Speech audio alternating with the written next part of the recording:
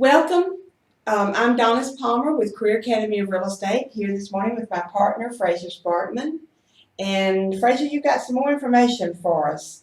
Yeah, Donis, this is some kind of continuing information where we've had some videos before about different things that are happening in the market. And this all comes from NAR, the National Association of Realtors, their buyer profile for the year 2014, the latest information. So I want to continue on, particularly for our agents that are in the field today who are actually working with buyers and sellers. And also, I think this is important for those that are managers as well. And before I get into this, let me point something out that I think is a tremendous resource that I was reminded just recently about.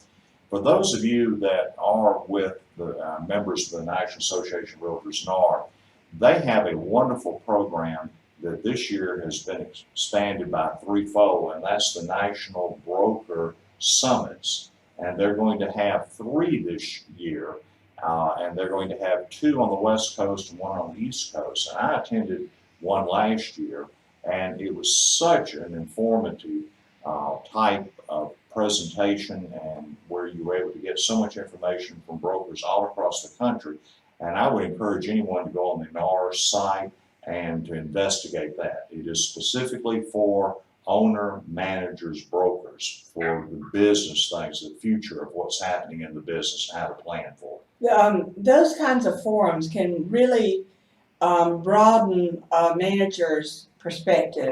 Instead of staying so focused on your local area, which is important, but it's also good to get input from around the country, what's working and what's going on in other areas. Absolutely. Other markets. So I wanted to make sure that our audience was aware of that as well. Okay. But we're back to this buyer profile, and this is our last segment on this part of it, and I want to really cover what the survey is saying about what people are actually looking for in today's market.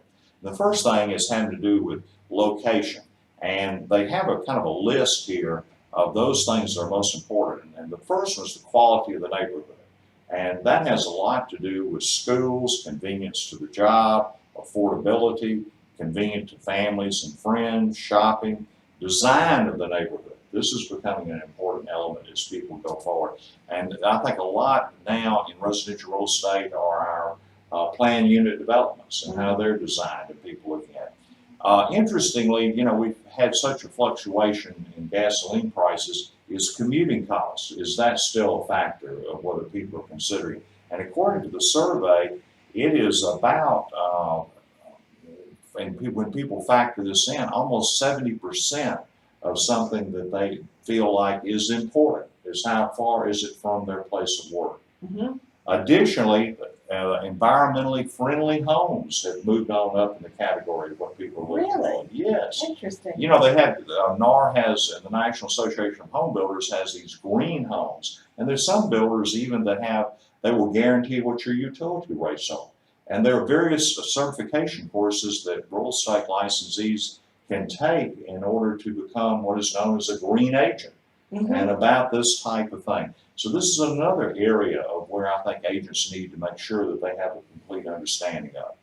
In addition, the ability of people to make choices on what I call comparison shopping. Because when people go out to look at homes, it's been my experience, it's a process of elimination so many times. Yeah. That they'll start out with a vision of possibly what they want, including price, etc. And as they go forward, they're eliminating some of the elements they thought were important and with others. But surprisingly, something like about 30 to 35% of repeat buyers would make no compromise. What they started with is what they wound up with. That is it's different than I would expect. I didn't think the percentage would be that high. That to be more compromised. So that's something that our agents need to be able to focus in on when they're dealing with buyers. Additionally, one of the things that they keep telling us now is there's been a shift in so many markets, and where the market on the inventory, there was so much inventory because of foreclosure, short sales, etc. that in many areas it's tightening up, and that has increased the pricing of homes. In some markets, there are actually multiple offers on the same home. So it's all a good sign. Now, I want to direct this comment to those people that are considering getting into the business. again, that is an excellent piece of news for someone that wants to get in the business. When you've got a market like that, that means that there's a very active market. It's a great time to be in the real estate business. In a lot of markets, some of the pricing, because of the issues you've mentioned, have regained their pre-recession values. Oh, absolutely. And some have even gone above that. It's been appreciation, which for so long we had none of that. Exactly. A great statistic here is 88% of the buyers buy their home using an agent. That's good news. 88%. That's huge. I mean, it is. That means only 12% are for sale by owner, what we call FSBOs. So again, it's pointing in the direction of agents are indispensable. We keep hearing news from time to time that real estate agents will no longer be needed because of Zillow and all these other services. But this goes back to prove that's just not true. Not true. Also gives our new agents incentive to call us for sale by owners, because they eventually turn to a real estate professional for help after they give it a try themselves. Right. Another interesting statistic is the very high percentage of people who are doing so much research on the internet before they even contact an agent. Many times I've found they may know more about the market than the agent does because of their research. And that's where the internet has really changed the whole dynamics of how the business operates. Now they walk in with 3 or 4 sheets of paper and say, "This is what I want to That's see." it. That's it. That's back to that compromise thing. You know, this is what I want. You know, I'm not going to compromise from that. Another interesting item, and I think this is kind of a segue when you're looking at a long-term career in the business. I've always been taught that after you've been in the business a certain time period, the majority of your business ought to be on referrals. And this shows that over 40% of the people who purchased a home were referred by someone else or some service. So this referral business, this repeat business, very important to building your career as an agent, an existing agent or a new agent. And then the method of how did the buyer prospect contact the agent. This I was blown away by. I never expected. 56% was by phone. The old telephone. Email was 21%. And so that really shocked me. With the phone. But again, do you have to be available? Absolutely. Mobility, having the mobile phone, etc. like that. Because a lot of times if they call you and you don't get back to them pretty quickly, they move right on to the next agent. You're absolutely right. And there's another statistic here about calling them back. And typically, they show in this that 67% of the people only interviewed one agent. So you've got to get in touch with them so many times very quickly before they move on to another agent.